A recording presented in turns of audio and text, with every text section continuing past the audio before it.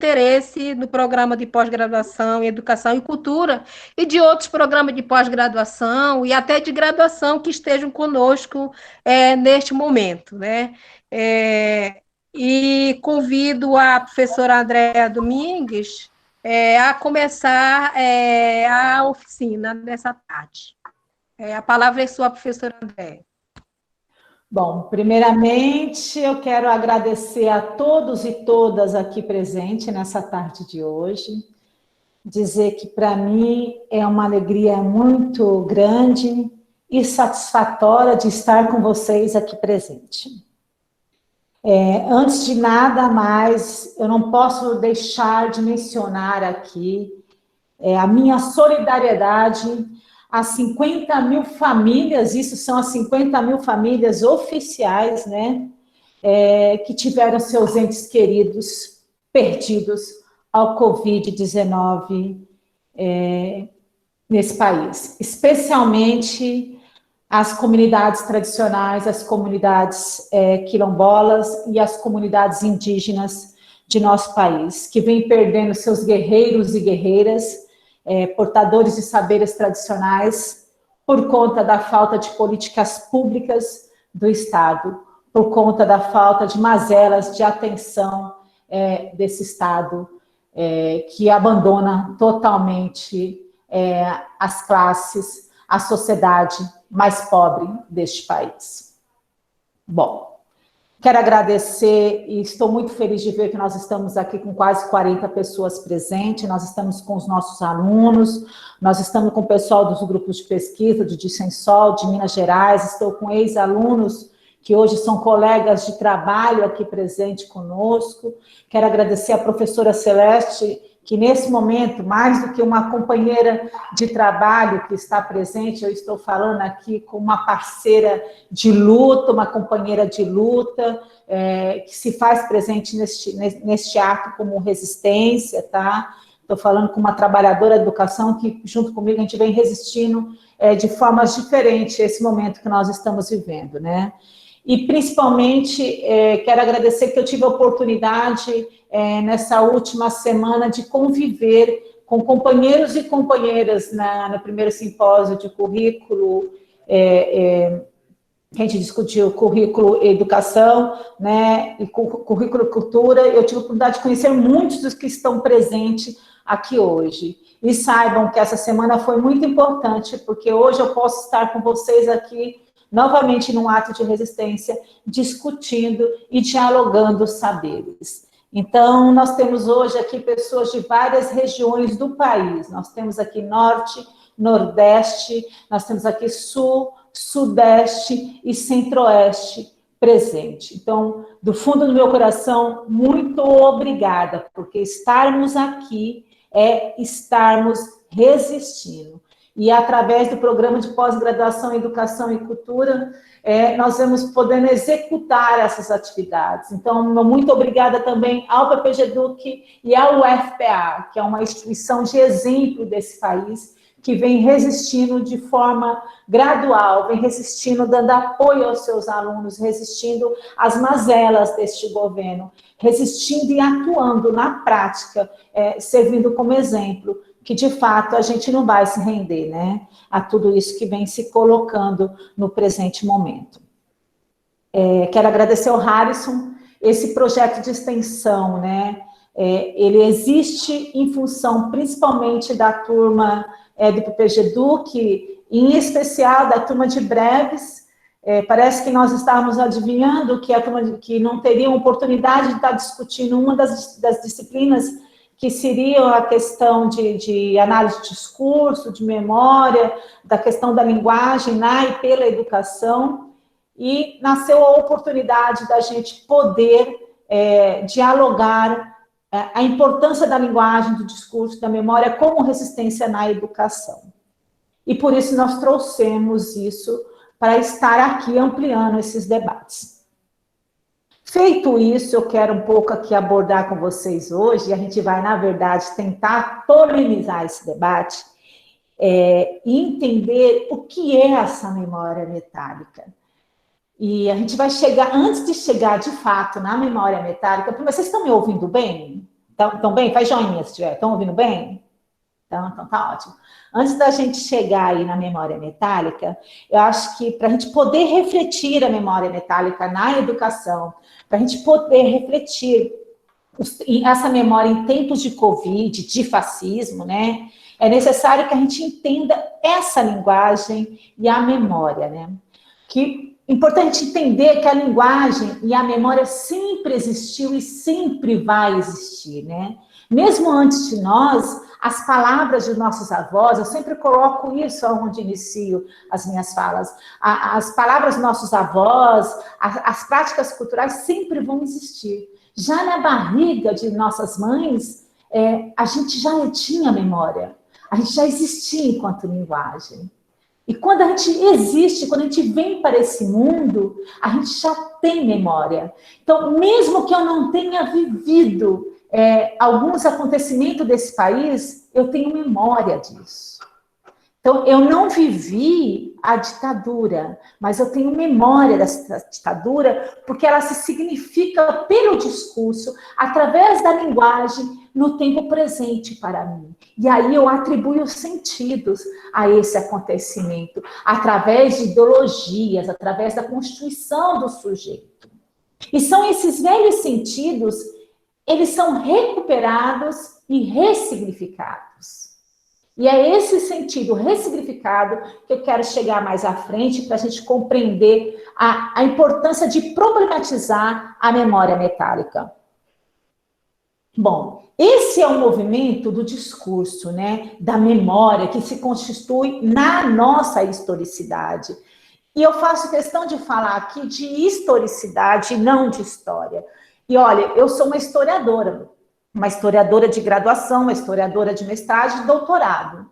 Mas eu me atrevi, depois de muito tempo, depois de 10 anos de doutorado, fazer um pós-doutorado na área da linguagem e da análise do discurso, para poder pensar a história não somente como história, mas pensar ela enquanto historicidade, porque eu queria entender como a nossa linguagem se constitui nisso enquanto movimento. Então, hoje eu trato a história como historicidade. Eu trato o fato como um acontecimento. Esse chão que está permeado de ideologia, esse chão que está permeado de acontecimento em circularidade. Nesse ciclo que está composto pelas estruturas, que está composto pela troca. E é nesse pensamento de história como movimento que eu trabalho, então, e trago historicidade e não história. Por quê? Porque a gente passa a considerar os processos discursivos, o que está sendo desenvolvido ao longo da história, questionando a historicidade, mas questionando ela a partir da constituição do discurso e da ideologia.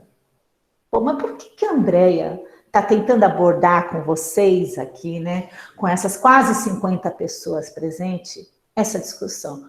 Eu estou tentando fazer essa introdução para que a gente possa entender essa memória metálica, para que eu possa trazer ela depois para vocês, para a gente problematizar ela em tempos de pandemia e em tempos de fascismo, tá? Então, a memória, ao registrar as diferentes histórias, elas acabam mapeando simbolicamente e discursivamente as fronteiras das experiências do homem. Percebam. Por quê? Porque os discursos indicam, nas muitas memórias, o caminho da adesão. O discurso indica, os nossos discursos, o discurso de vocês indicam as nossas escolhas, porque elas revelam os nossos desejos individuais e os nossos desejos coletivos. Aí eu vos peço licença para a gente buscar lá Legoff. Olha só, vamos buscar Legoff. Legoff fala para a gente o seguinte: a memória é um elemento essencial do que se costuma chamar de identidade individual ou coletiva, cuja busca é que uma das atividades fundamentais dos indivíduos e das sociedades de hoje na febre e na angústia. Então, nós buscamos o tempo todo os nossos desejos coletivos e individuais Desta forma, os nossos discursos revelam esses desejos e esses discursos embutidos nesses desejos. Desta maneira, é na memória que é possível perceber as diferentes histórias, o senciado, o ressignificado, ou seja, como tudo isso é ressignificado no presente. Como eu trago o passado no presente. Como eu faço o sentido do passado funcionar no presente. E aí, Michel de Certeau, se a gente pensar lá no Michel de Certeau, que também é um grande autor, que trabalha com a questão da linguagem, traz isso para nós dentro da história, ele fala para nós o seguinte: a memória desenvolve a aptidão de estar no lugar do outro, mas sem possuí-lo e a ter partido dessa alteração, mas sem perder. Mas ao pensar memória e discurso, nós não podemos deixar de pensar uma coisa que é fundamental, gente, que é a luta de classe. E aí que eu fujo do academicismo. O que me incomoda muito é trabalhar com essas categorias e sempre trazer essas categorias só para o academicismo. E aí a gente lê teses, a gente lê dissertações, a gente orienta 500 pessoas, aí vem aqueles capítulos todos teóricos, todo teórico, aí aparece a análise do corpus lá no último capítulo, tudo teórico. É bonito fazer teórico, mas onde está a prática social? Né? Onde está a prática do educador? Isso me incomoda com os trabalhos de memória, porque trabalhar com memória é ir além disso, trabalhar com discurso é além disso. A própria análise de discurso já diz, a análise de discurso não é um método, que fique claro isso. A análise de discurso é uma disciplina. Por isso que ela movimenta entre nós os dispositivos teóricos e analíticos, tá? Ela nos auxilia na análise, na interpretação, porque ela não se faz como método. Ela auxilia a gente entender, a interpretar, a fazer o diferente, tá?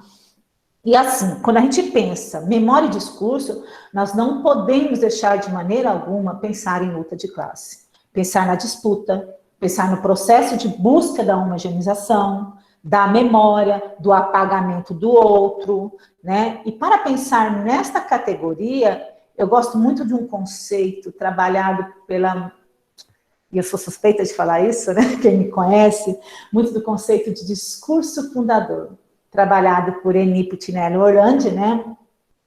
Que é aquele conceito, quando a gente pensa em discurso fundador, em outro momento a gente pode debater isso, mas tudo isso que eu estou falando, no final, o Harrison vai colocar para vocês várias indicações de leitura no chat, tá?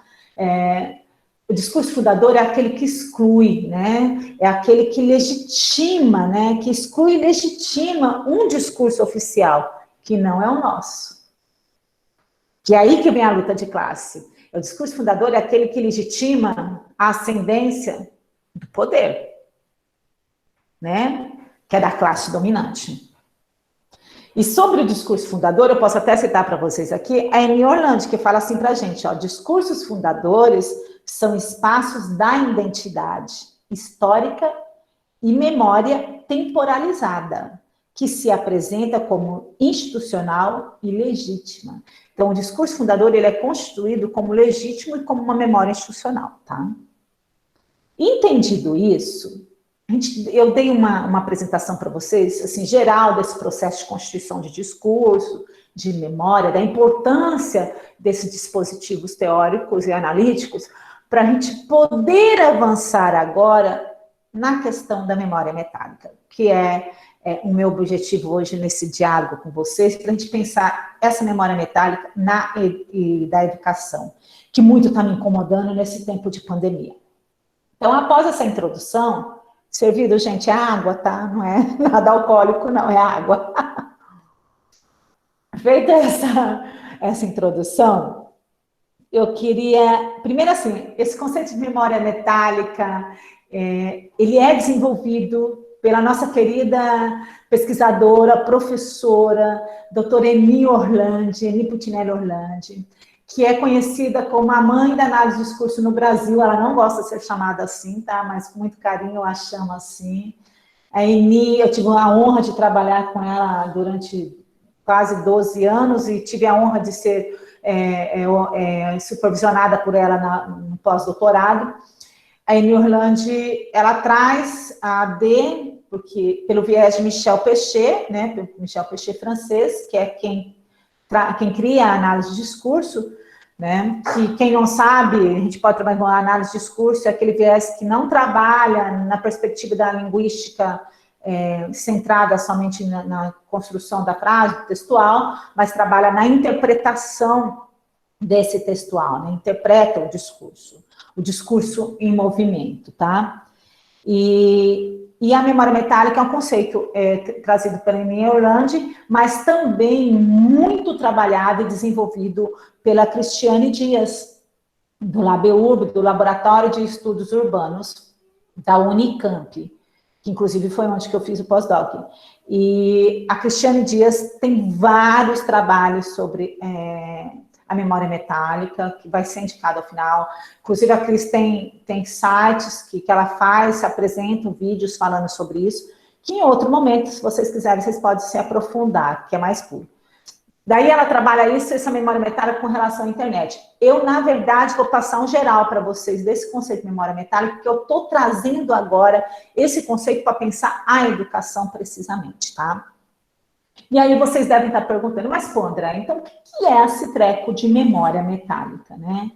Então, a memória metálica nos leva a pensar como os laços sociais são formados na discursividade eletrônica, tá? De acordo com Orlandi, a memória metálica é a memória produzida pela mídia, pelas novas tecnologias de linguagem, que é diferente da memória digital. Ela se caracteriza por ser horizontal e não se produz pela historicidade, mas por um construto técnico, ou seja, ela é produzida pela construção técnica, pela televisão, pelo rádio, pelo computador, pelo celular, né? Ela é produzida por tudo que é técnico. Então, pensemos que essa memória, ela é a memória do metal mesmo, da produção técnica, tá? E essa memória metálica, nessa produção toda, ela é passível, ela traz a afirmação.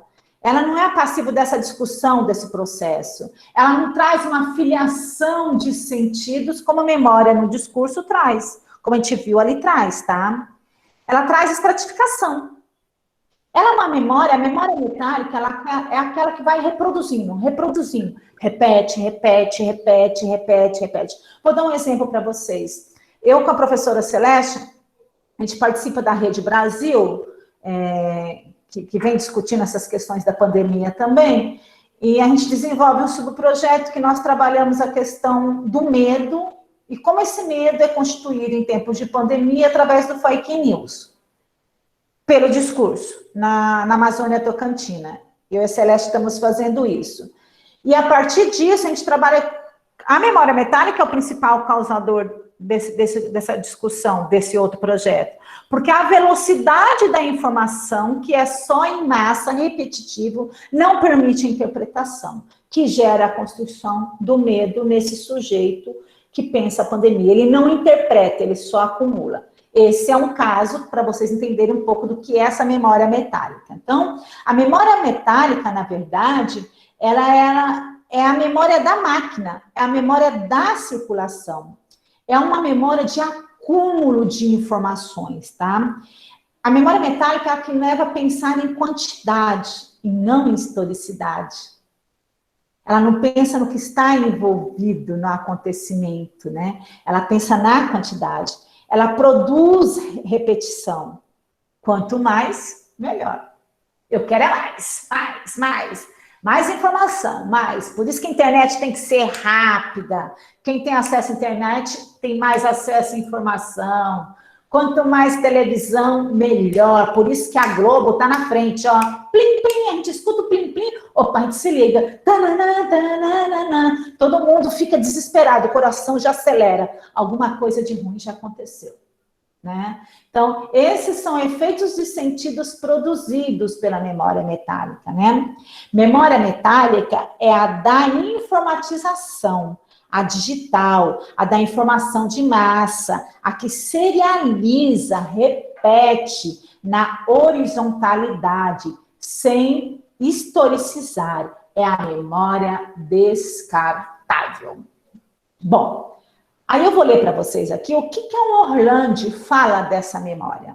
Memória metálica é a produzida pela mídia, pelas novas tecnologias da linguagem. A memória da máquina, da circulação, que não se produz pela historicidade, mas por uma construção técnica. Sua particularidade é ser horizontal, não havendo, assim, estratificação em seu processo, mas distribuição em série. E vamos partindo agora um pouco para caminhar para um debate, para a gente ir tentando chegar a uma finalização.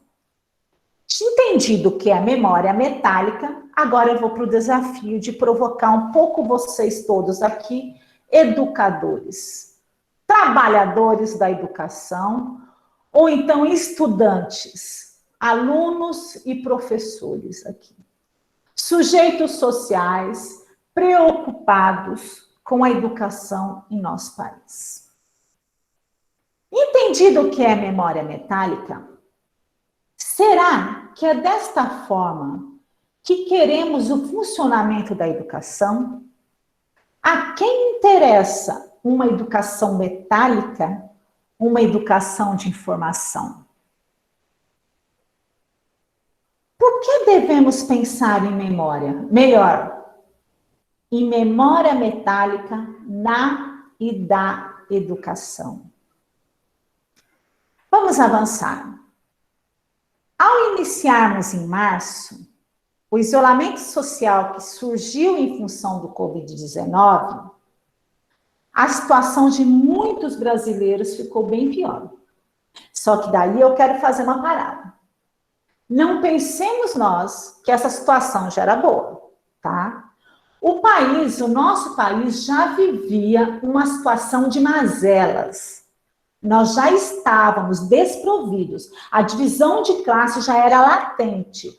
O povo brasileiro já estava vivendo pressões, já vivia as políticas fascistas do governo bolsonarista e de seus seguidores. Isso tem que estar muito claro.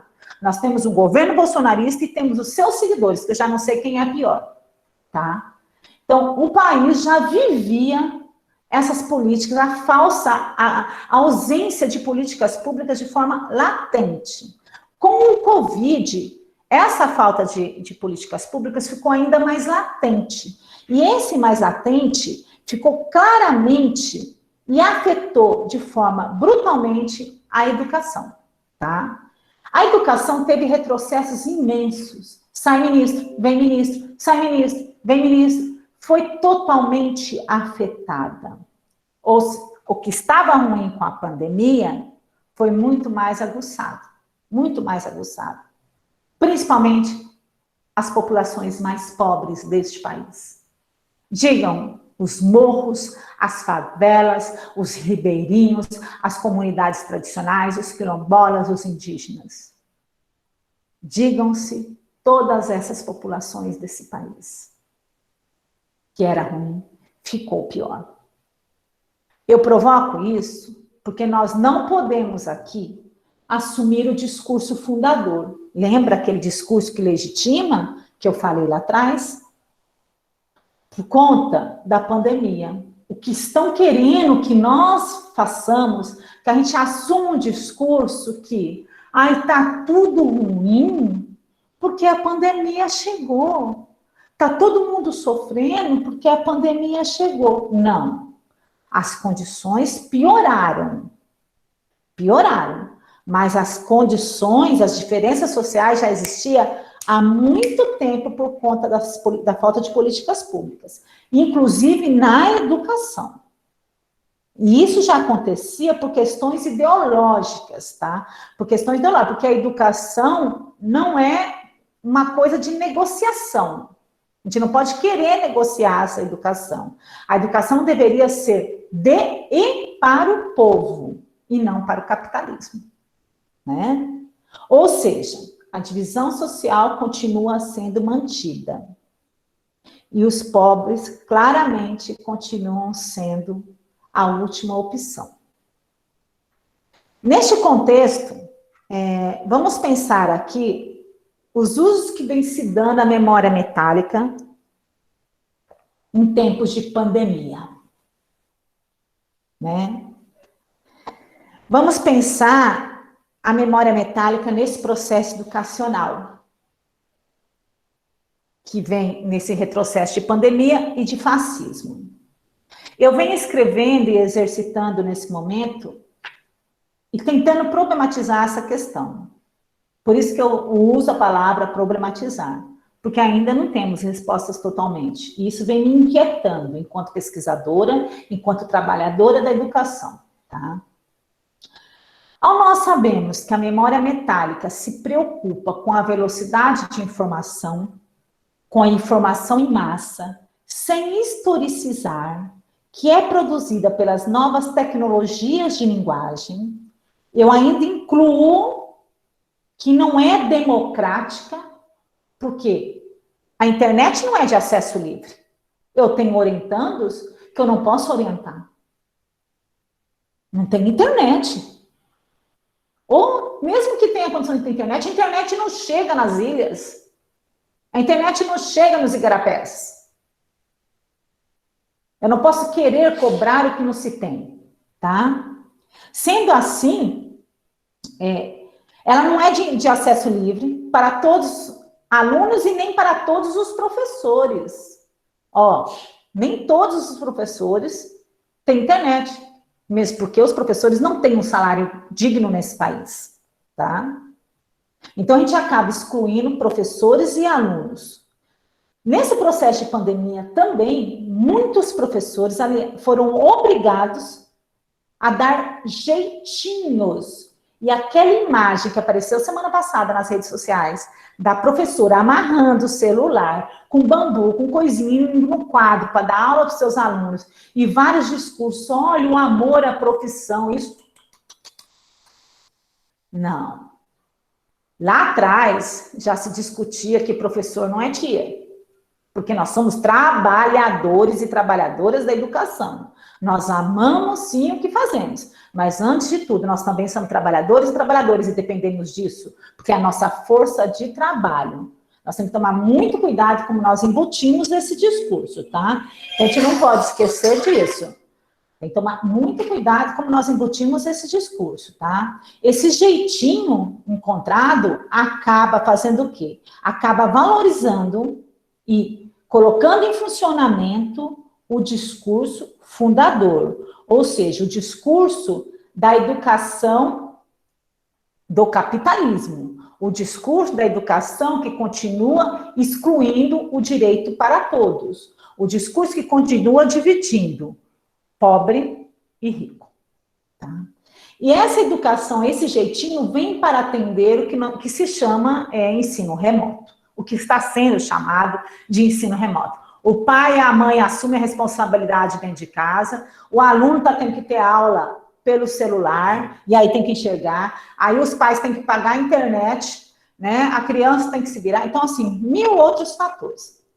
Não, aí eu pergunto, não estamos nós, enquanto educadores e educadoras, ao garantir o ensino remoto, sem capacitação docente, porque os professores não tiveram capacitação docente para fazer isso.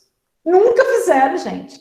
Professor, eu que sou eu fiz um curso agora gratuito de como montar videoaula, porque eu estou preocupada como que eu vou atender.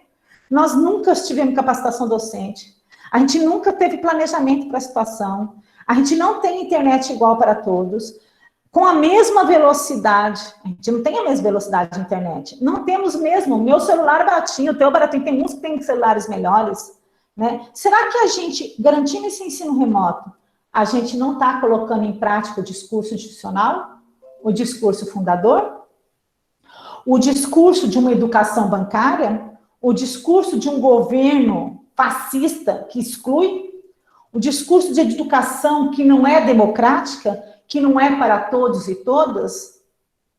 Em tempos de Covid, a desigualdade social e a questão de classe ficaram ainda mais evidentes. É impossível pensar a educação, meus queridos e minhas queridas, isolado da fome, da barriga que dói, isolado da miséria, isolado em algumas regiões do país do frio, isolado das dores, dos males do corpo.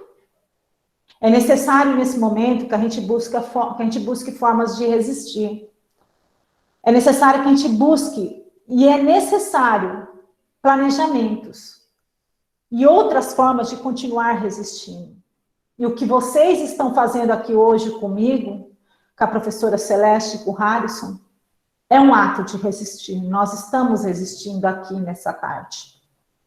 A sociedade civil, muitas comunidades, buscaram várias formas, várias estratégias de sobreviver em meio à pandemia. E estão buscando, devido à ausência do papel do Estado de aplicar políticas públicas adequadas.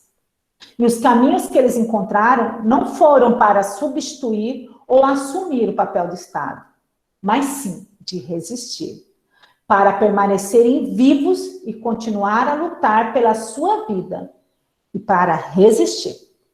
Por fim, em tempos de Covid, o discurso neoliberal utiliza das tecnologias da memória metálica para aumentar ainda mais o distanciamento do ensino público do ensino privado, para demitir trabalhadores e trabalhadoras contratados, obrigar os professores sem treinamento a darem jeitinhos em nome do amor à profissão, ou seja, esquecerem que são trabalhadores, usarem de sua internet, financiarem seu trabalho para o serviço remoto.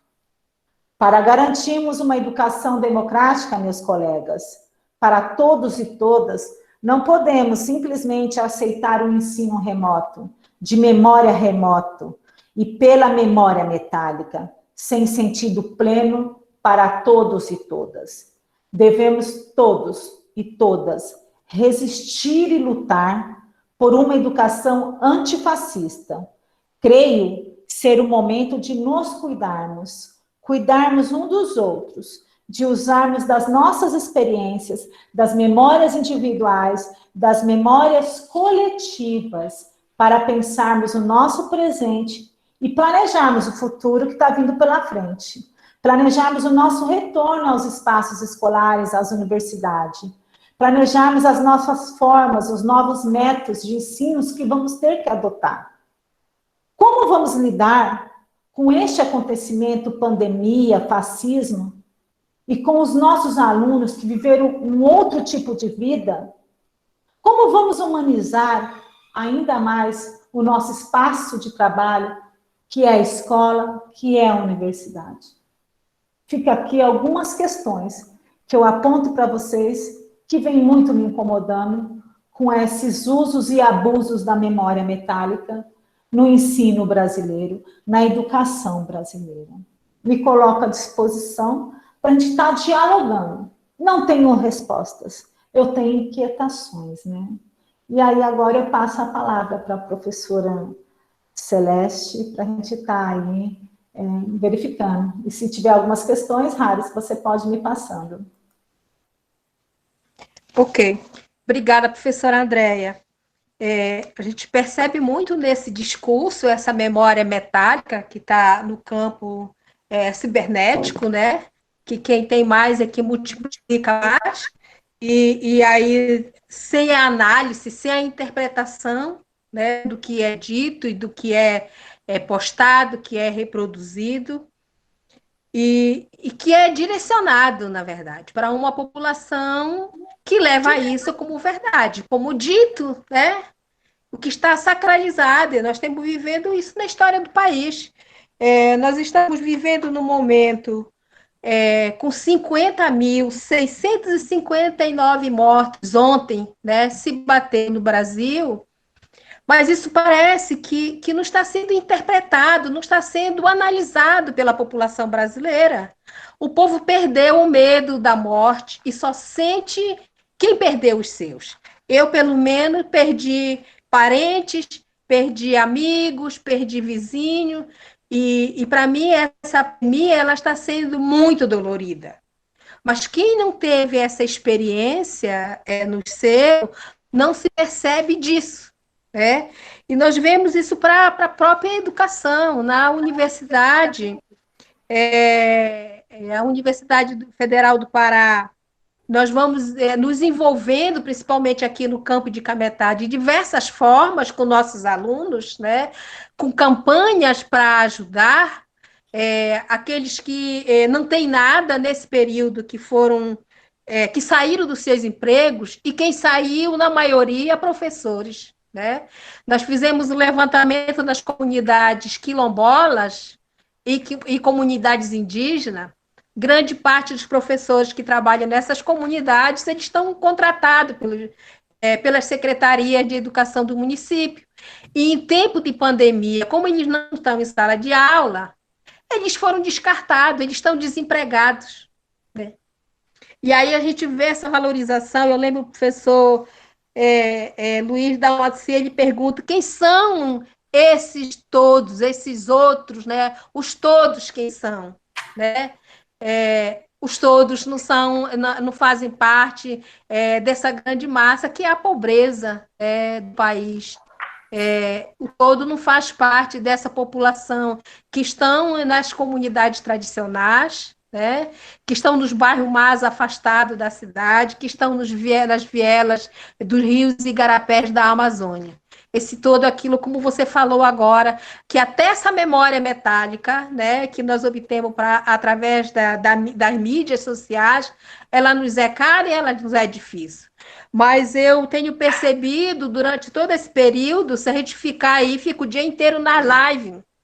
E uma live que me preocupa muito, porque as lives, elas são muito voltadas para a vaidade, né? Eu quero mostrar quem eu sou, que potencial eu tenho. E, enquanto isso, eu tenho um aluno que está travado porque não consegue escrever o texto dele de trabalho de conclusão de curso, ou não consegue terminar o texto dele de dissertação de mestrado, porque ele teve 2, 3 ou 4 mortes na família, ou está enfrentando caso de adoecimento sério na família dele, né? Por outro, tem aluno que não tem um mínimo para a alimentação diária do dia a dia. Então, é uma situação muito difícil, e essa educação voltada para todos, não são todos. O todo é uma classe, né, que faz parte da elite desse país, né? Da elite que descarta professor, da elite que bate nos profissionais de saúde, que estão salvando vidas e que também não estão recebendo os seus salários com dignidade, né? A gente está vendo pelos meios de comunicação aí profissionais da saúde que não estão recebendo seus salários, e profissionais de saúde que também perderam a vida, né? E que essa memória metálica também, através da mídia, ela exclui a população, ela não nos permite fazer essa análise do discurso do que a AD está fazendo, né? Lá não há permissão para que possamos fazer esse questionamento durante esse período. E eu estava discutindo com a Ellen, que é da comunidade quilombola de Tambaiaçu. Ela estava me passando que 2 pessoas faleceram na comunidade quilombola de Mangabeira, aqui no município de Mocajuba. E é uma grande discussão, porque houve um número alto de casos de Covid, né? E aí a comunidade quilombola está contestando, diz que não há tudo isso. Não há tudo isso, porque não houve teste. Como é que você vai saber que há todo esse tanto de casos nessas comunidades? As comunidades quilombolas dizem que é uma estratégia dos próprios dirigentes municipais para pegar esse dinheiro, porque para a comunidade quilombola não houve esse retorno. Muito pelo contrário, houve crítica, porque os portões de isolamento que as comunidades fizeram não surgiu efeito. E aí o que eu conversava com a Ellen, com outras pessoas hoje de manhã, que diziam assim, como que não surgiu efeito? Se esses habitantes dessas comunidades, elas não tomam medida, essas ações de isolamento, tinha morrido muita gente contaminada. Nós vimos o caso aqui da comunidade indígena Anabé, que a maior parte da população se contaminou pelo Covid, porque 3 ou 4 pessoas saíam da comunidade e levavam, né, o Covid para dentro da comunidade. Então, aí nós vemos esse conflito, essa guerra de discursos, né? Ou seja, agora, como morreu alguém, as instituições municipais dizendo não tem mais caso, não valeu a pena, porque quer levar vantagem também, né? Então a gente percebe assim, não te permite fazer desses dados que estão contabilizados. Nós vimos a própria presidência da República, desde o primeiro momento, se a própria presidência da República ele tivesse levando em consideração, nós já tínhamos saído dessa quarentena e não tínhamos perdido até o dia de ontem à noite mais de 50 mil brasileiros e brasileiras. Mas não se levou em consideração.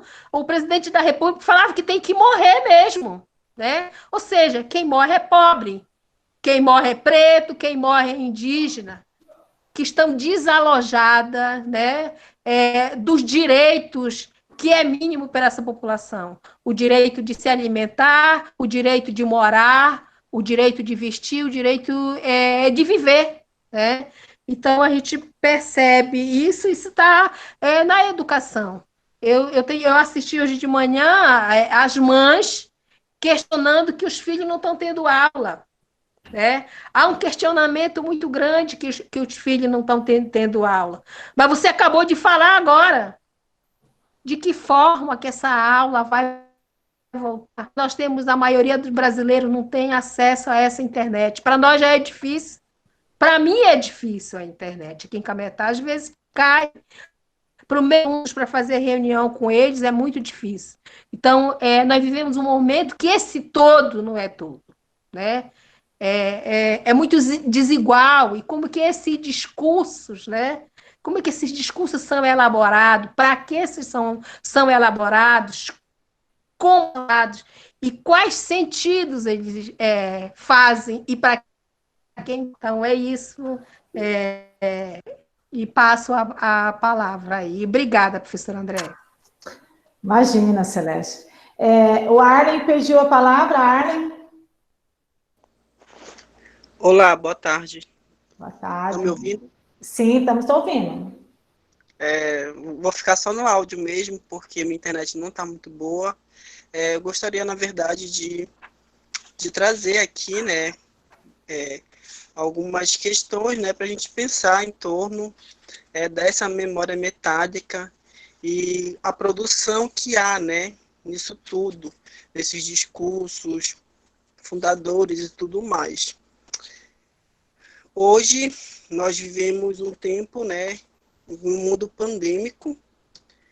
Nós vivemos também sobre essas ondas, né, conservadoras, neoliberais, que, na verdade, muito pouco trazem de novidade, né?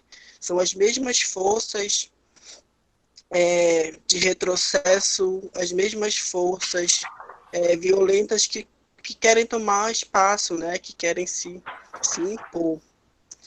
Nesse sentido, eu gostaria de chamar a atenção para as nossas formas de organização e para as nossas formas de ação política, tendo em conta que, como na sua fala a senhora trouxe alguns elementos, né, a partir da memória, de ideologias, de discursos, a gente pode estar relacionando, né, como que essa memória metádica hoje ela está produzindo, para utilizar palavras de Paul Preciado, né, zumbis, para como nós estamos o desafio que está nos colocando este tempo de hoje, né? Por isso, continuando com o propiciado, eu gostaria de trazer uma pequena citação aqui para nos inspirar também a pensar essa produção, né? Como já anunciava Félix Guattari, em 1978, respirar se tornou tão difícil como conspirar. Se de trás do brilho de prata de Potosí se ocultava o trabalho exterminador da mina colonial no século XVI, detrás do brilho das telas se ocultam hoje as formas mais extremas de dominação neocolonial, tecnológica e subjetiva. A obscura era do pixel poderia ser inclusive a última, se não conseguirmos inventar novas formas de equilíbrio entre os mundos do carbono e do silício, novas modalidades de diálogo entre as entidades subjetivas, maquínicas, orgânicas, imateriais e minerais do planeta, né? Então, quando a gente pensa, né, o que produz essa memória descartável, essa memória que chega, essa memória metálica, né, que hoje é impressionante o espaço que ela ocupa da nossa vida e quanto a gente está ligado todo o tempo nas telas de celulares, de computadores, e como isso também, né, vai deslocando as nossas produções de sentido e as nossas percepções da própria realidade, da própria educação, dos próprios desafios contemporâneos que estão postos assim, diante de um mundo pandêmico, diante de um fascismo, diante dos conservadorismos que atentam contra as nossas vidas, não porque nós somos minorias, nós somos maiorias. Nós somos minorias na política de representação, nós somos minorias nesse processo, né, de contrapor esses discursos, de contrapor essa memória legitimada, e aí hoje a gente pode perceber diversas formas de resistência que partem dos mais diversos grupos, e como é que a gente pode estar interligando essas ações políticas nesse contraponto a essa memória, nesse contraponto a essas forças conservadoras. Então, hoje penso que nós estamos vivendo um momento que, com certeza, é um momento muito singular, né, nas nossas existências, e que a gente pode, sim, agenciar a partir dele, com as experiências coletivas, as lutas, novas formas de resistências conjuntas, né, de diferentes grupos. Então, fica aí uma contribuição, espero que possa, de alguma forma, trazer alguns elementos para a gente estar pensando também essa memória e a educação que nós precisamos construir, tá bom? Alguém mais gostaria de falar?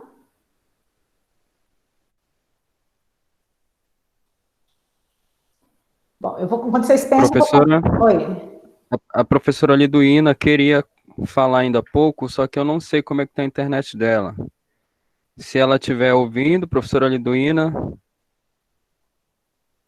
Liduína, liga o seu microfone.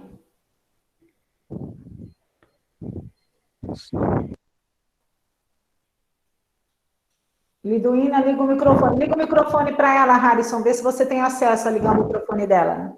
Eu tenho acesso só a desligar, professora. Ligar, infelizmente, só os participantes. Bom, e quando a Liduína tenta, eu vou comentando. Assim que a Liduína conseguir, a gente passa para ela. Eu quero comentar um pouquinho do que o Arlen falou, que eu acho muito importante, depois do que a Celeste falou do todo.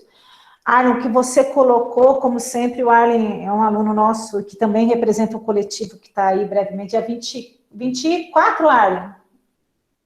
Arlen, quando 28, 28, né? 28. Depois a gente vai estar divulgando a ação do coletivo do Arlen. Arlen, eu acho assim, quando você coloca as formas da ação política, né?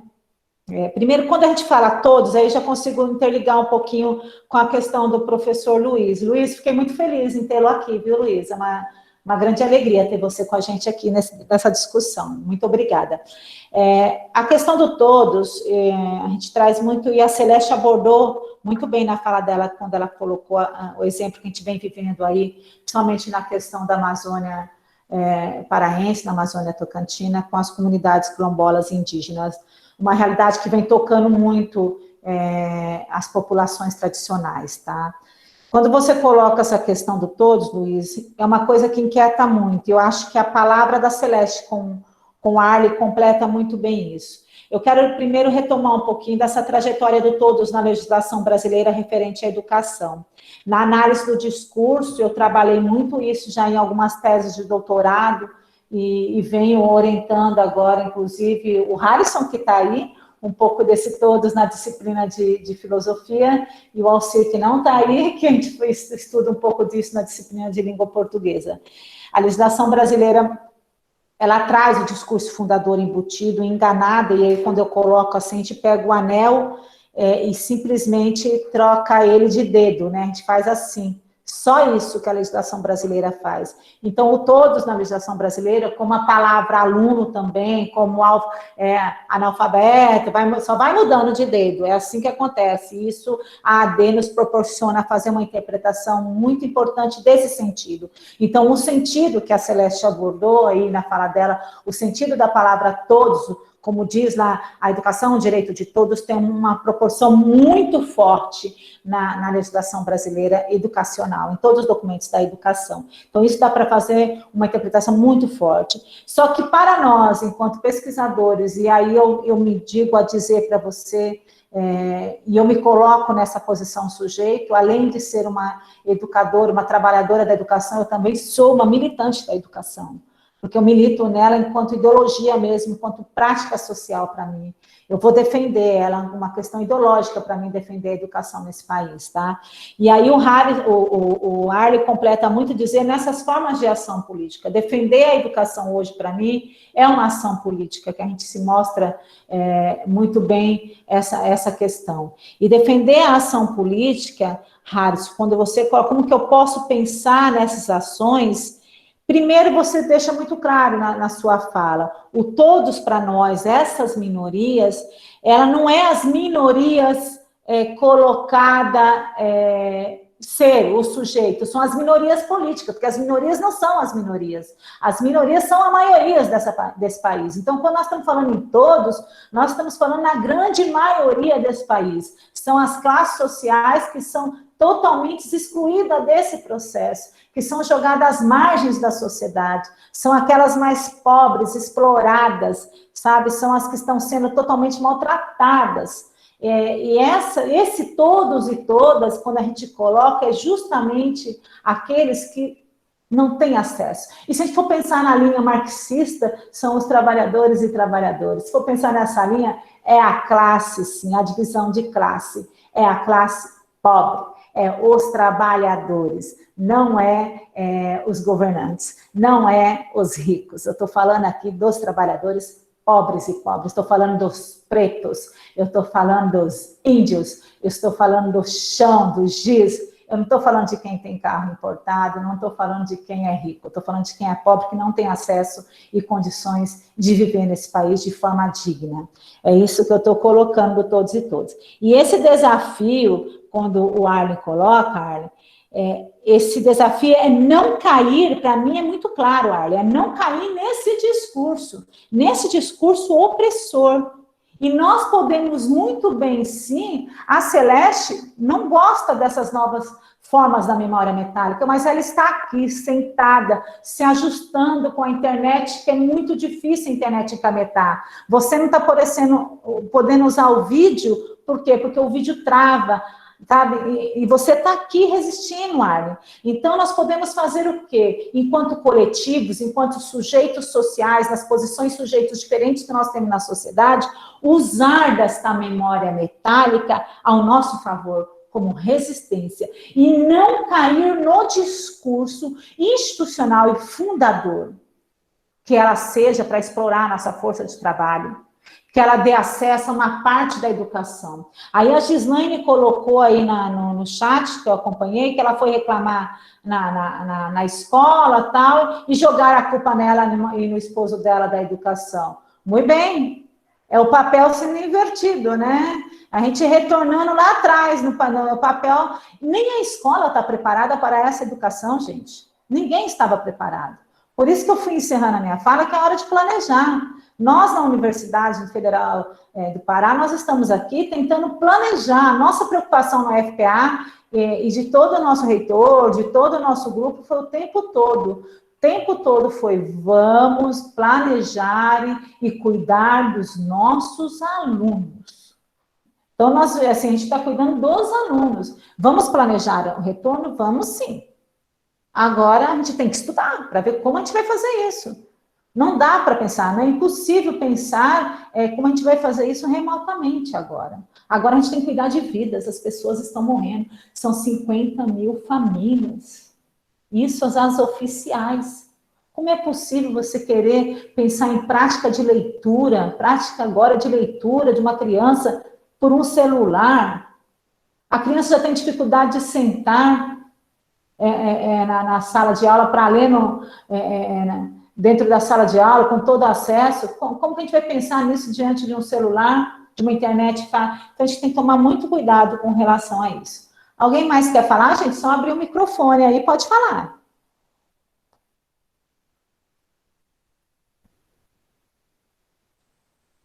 Maria da Guia? Eu?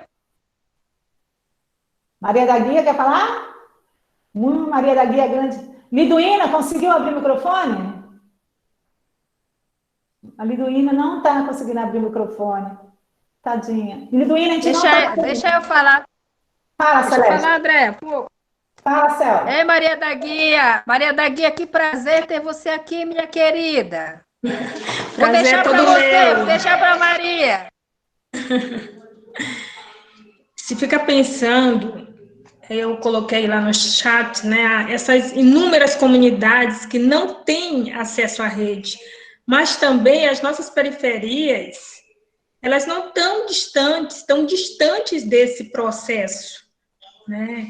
Aqui no território, há muitos que ficam excluídos até de uma inscrição nos diversos, por falta de acesso mesmo. E volto aqui a dizer olá a vocês, saudades, muito axé, e colocar que nessa discussão, nessas relações, pensar essa memória metálica, pensando essa relação com esses excluídos. Se coloca uma memória, essa categoria, até quero parabenizar pela temática, porque se discute as lives, e não se para pensar nesse distanciamento, não se para, essa categoria memória metálica é algo que para mim, eu hoje estou contempladíssima, tanto na escolha do tema como nas falas dos que até agora se colocaram no chat e também na exposição. Nós que queremos, como o rapaz encerrou a fala dele, né? Nós temos que construir, produzir, como a Andrea coloca, nós que somos lutadores da educação, nós não somos só fazedores, nem só reprodutores. Pelo contrário, nós estamos aí para desconstruir esse discurso que massacra, esse discurso que inviabiliza e quer nos monitorar. Nós não estamos a serviço de uma aparelhagem. Nós temos que, sim, fazer rodar a engrenagem a nosso favor, mesmo contra a corrente. Mas na luta no coletivo, como a Andrea colocou. Um beijo no coração de todos. Linda! Luana Carneiro pediu a palavra. Oi. Vocês estão me ouvindo? Sim, estamos te ouvindo. É um prazer, né, compartilhar aqui um diálogo com as professoras, principalmente a professora Andréia, né, que é a nossa professora do programa, a professora Celeste, e outros colegas de curso e outros colegas que não conheço, né, mas que estamos aqui em consenso quanto às discussões, né,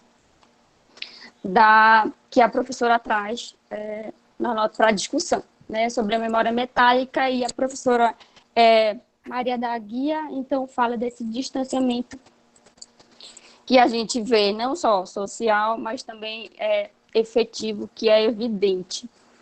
Eu também sou uma pessoa que sou muito desatrelada a essa questão das falas pelas remota, porque é uma dificuldade enorme, essa necessidade que a gente tem do afeto e de olhar no outro, de nos ver sendo, como é que se diz, assistido por alguém que demonstra pelo olhar, pelo sorriso, né, as aflições ou as alegrias que a gente está assistindo nesse momento, porque nesse momento de distanciamento que a gente vive pelas lives e pelas reuniões, o que a gente vê nas primeiras reuniões que eu tive pela online, eu tive uma grande dificuldade de falar, porque eu sentia uma grande dor das pessoas estarem distantes, né? Hoje eu estou aprendendo a mais a conviver com isso, porque eu pretendo fazer a minha defesa e vai ser por esse meio, já que não tem como, né, a gente nos ver pessoalmente e estar nos encontrando.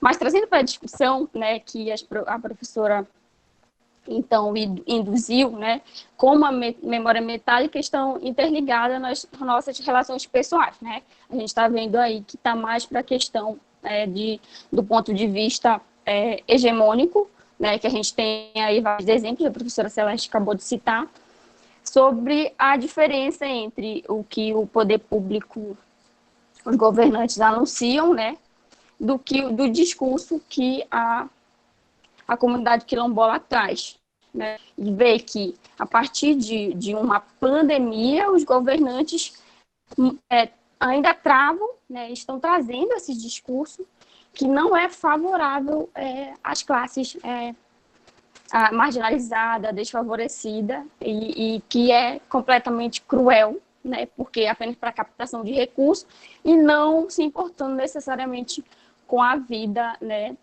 das pessoas, né, dos sujeitos em menor, que estão em grande desvantagem, né, social, sem nenhuma assistência política, de saúde e a direitos básicos. Então, a gente vê como está sendo cruel e como a memória metálica ela está influenciando, né, nesses discursos aí, principalmente nas questões das fake news, né? E que, ao mesmo tempo, reproduz, né, as memórias conservadoras, né, do discurso de que de que está tudo bem, de que em outros locais, né, estão reabrindo o comércio e não estão se portando com a vida, mas sim com a questão econômica. E isso é reproduzido pelas mídias e isso afeta, de alguma forma, as pessoas que, a partir dessa visão que a gente está discutindo, né, que estão ausentes desse tipo de discussão que a gente está fazendo, que é completamente cruel, né, porque não foi preciso uma pandemia para a gente perceber o quanto as classes são menos favorecidas, né, as classes marginalizadas, as classes pobres, os quilombolas, ribeirinhos, principalmente, por causa desse distanciamento geográfico, né, econômico, educacional, influencia e que dificultam e que demonstram mais, né, a forma perversa que o capitalismo ele impõe nas diferentes gerações, e perpassando aí por momentos históricos e continuando a perpetuar todo esse modelo, né, perverso de desigualdade. A gente teve um exemplo claro, como eu disse, do discurso fundador, né, entre o real acontecimento, que a professora Celeste citou, nas comunidades quilombolas, né, e o que as políticas públicas, o que os governantes querem demonstrar. Então, essa é a minha contribuição. Eu espero que a gente se encontre no futuro próximo, para a gente se ver, sorrir. E a gente viu, né, que quanto é ruim essa ausência de afeto próximo que a gente tem com os outros professores, com os colegas, as relações com outros, em conhecer outras pessoas e revê-las. Um grande abraço a todos. Luana, um beijo grande também no coração. Celeste, fala alguma coisa? Ok. Ok. Obrigada. Agradecer Maria da Guia, que está aqui conosco, que bom, né? E dizer a Suzana Lima da Costa, quando ela fala que o calendário escolar ele coincide com o ano civil, e a população não está acostumada com isso, né? E para mim tem sido um aprendizado muito grande, por ser filha de trabalhador rural, mas principalmente por ir buscar minhas origens nas comunidades quilombola e indígena, né? Buscar os saberes ancestrais lá. E tenho aprendido bastante com isso. Eu estou lendo agora para a defesa amanhã de uma dissertação de mestrado da Kélvia, que é do professor Jorge Domingues, em que ela traz uma fala muito interessante, claro que aí eu já estou analisando a partir, né, do meu ponto de vista, mas como que a escola, para o discurso da questão escola para a população indígena, e ela fala para o cacique Ropê, lá do Parcatigê, que ele diz assim, olha, o branco só está preocupado com um monte de coisa que ele vai aprender. Mas a aprender como? Só aprender para representar? Nós estamos preocupados em aprender aquilo que vai servir para o nosso dia a dia, para que nós possamos resistir, né, ao ataque do branco. Então, a escola do branco, para nós, agora é interessante para aprendermos, para resistir.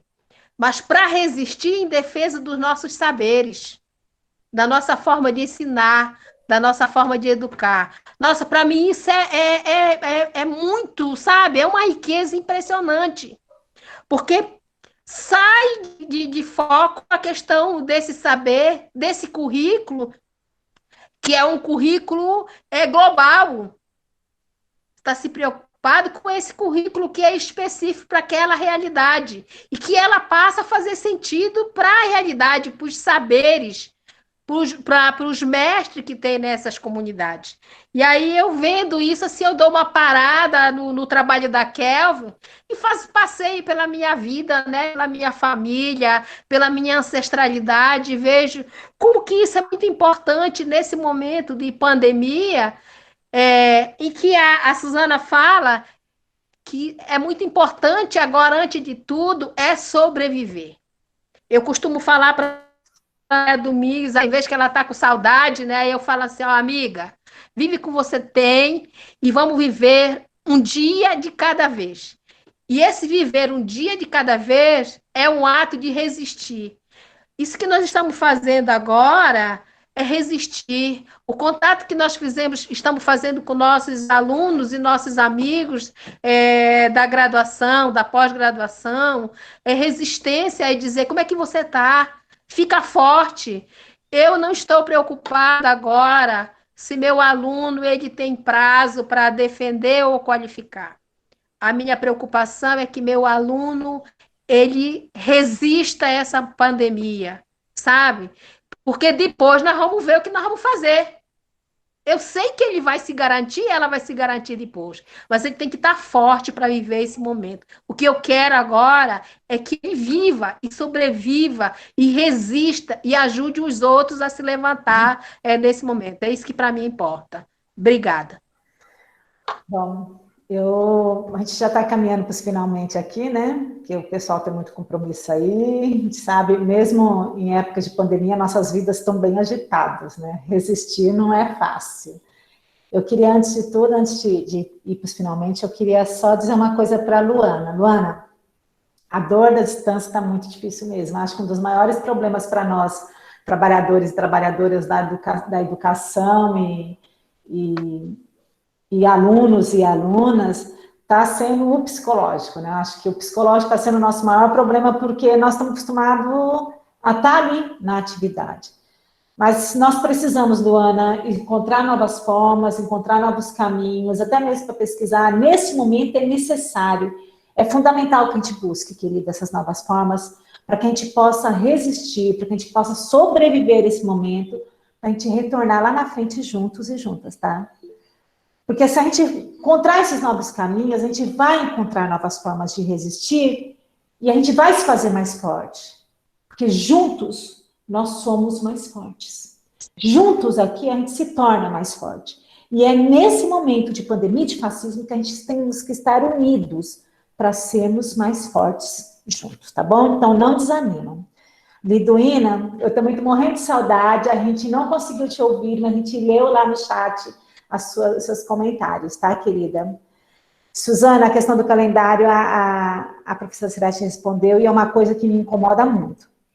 Eu já trabalhei com a Celeste um pouco essa discussão de ensino formal e não formal, que muitos acham que já é descartado no Brasil essa discussão, só que para nós não é ainda não, né, Celeste?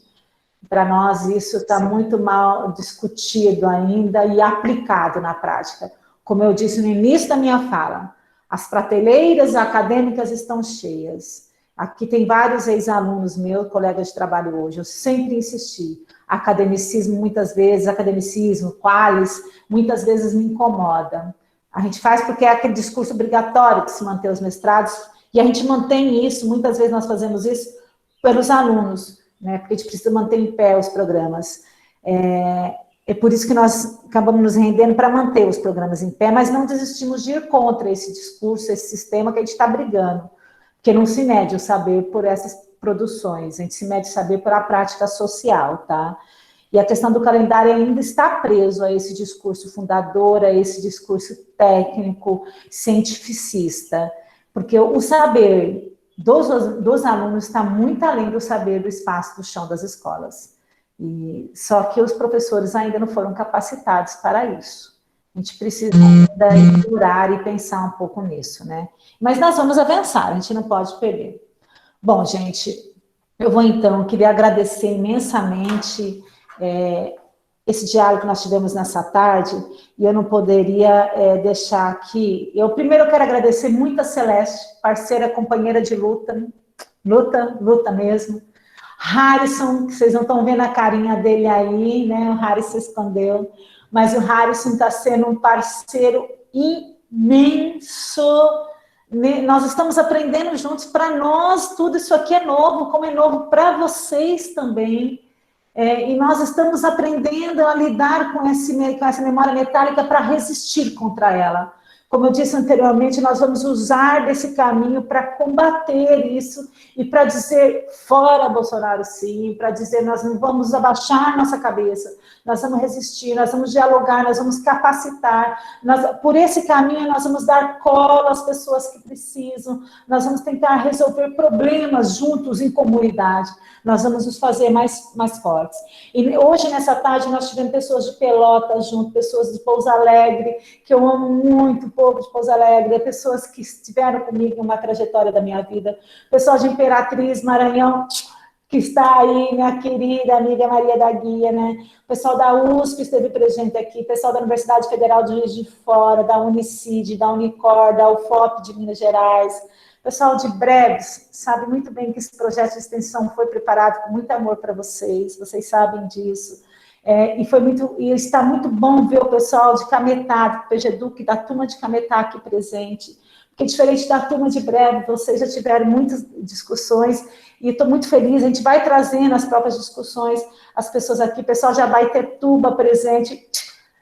Pai, a sua bênção eu não posso deixar, que a gente tem aqui os pais de santo presente, nós estamos no espaço no espaço de diálogo aqui, interdisciplinar, onde não temos diferença, somos todos iguais, né?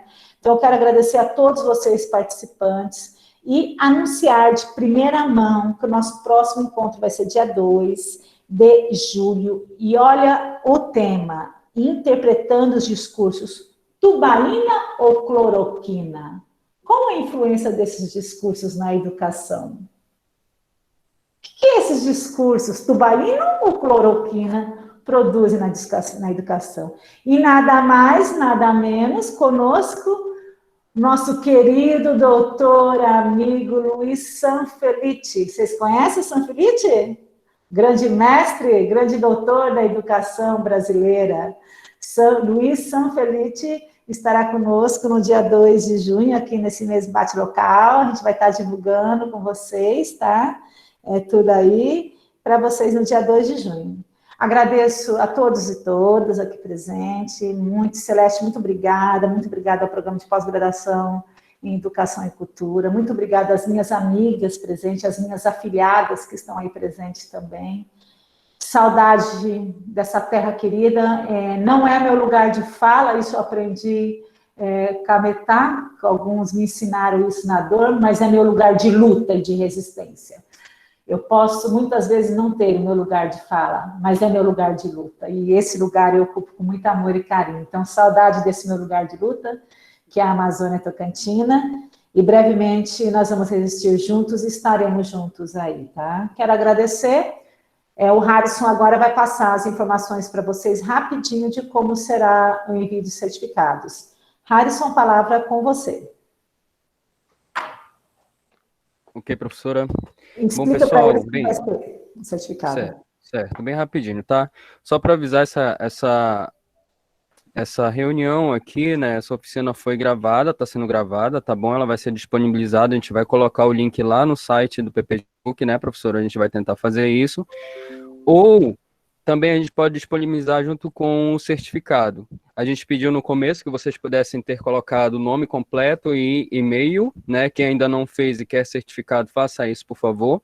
E a gente vai pegar a partir dessa inscrição aqui dentro desse próprio canal, tá? Lá no chat a gente pega o nome de vocês e envia para o próprio e-mail de vocês, tá bom?